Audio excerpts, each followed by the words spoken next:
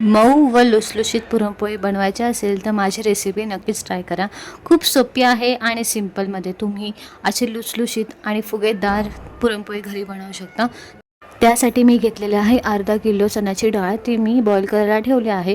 तोपर्यंत मी लगेच पीठ मळून घेतलं. पिठामध्ये मी मैद्याचं पीठ आणि गव्हाचं पीठ मिक्स करून त्याला एकजीव करून त्याचं कणिक मळून घेतलेलं आहे. कणिक अशा कन्सिस्टंटमध्ये मी मळून घेतलं आहे. ते रेस्ट करायला ठेवलं थोडा वेळ.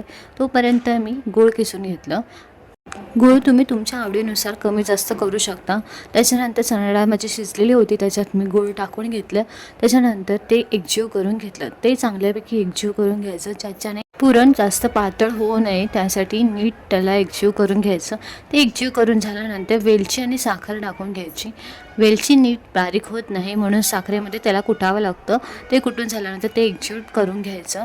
अशा कन्सिस्टंटमध्ये झाल्यानंतर आपण गॅस बंद करून ते खाली घ्यायचं. त्याच्यानंतर ही चाळणी आहे, त्या चाळणीमध्येही तुम्ही करू शकता किंवा तुम्ही पाट्यावरही करू शकता. माझ्याकडे चाळणी आहे, त्याच्या खाली मी टोप घेतला आहे आणि अशा प्रकारे मी सारण करून घेतलं. सारण माझं रेडी झालेलं आहे. त्याच्यानंतर पीठही बरोबर झालेलं आहे. त्याच्यानंतर मी त्याच्यात सारण भरून त्याचे गोळे करून अशी गोल आकारात पुरणपोळी बनवून घेतली आहे. अशीच गोल पुरणपोळी तुम्ही तुपामध्ये मस्तपैकी भाजून घ्या आणि खूप छान लागते. हे पुरणपोळी नक्की ट्राय करा. लुसलुशीत आणि अशी फुगेदार खूप छान लागते. तुपासोबत तुम्ही तिला ट्राय करू शकता. प्लीज रेसिपी आवडली असेल तर like, subscribe, share and comment करा. थँक्यू.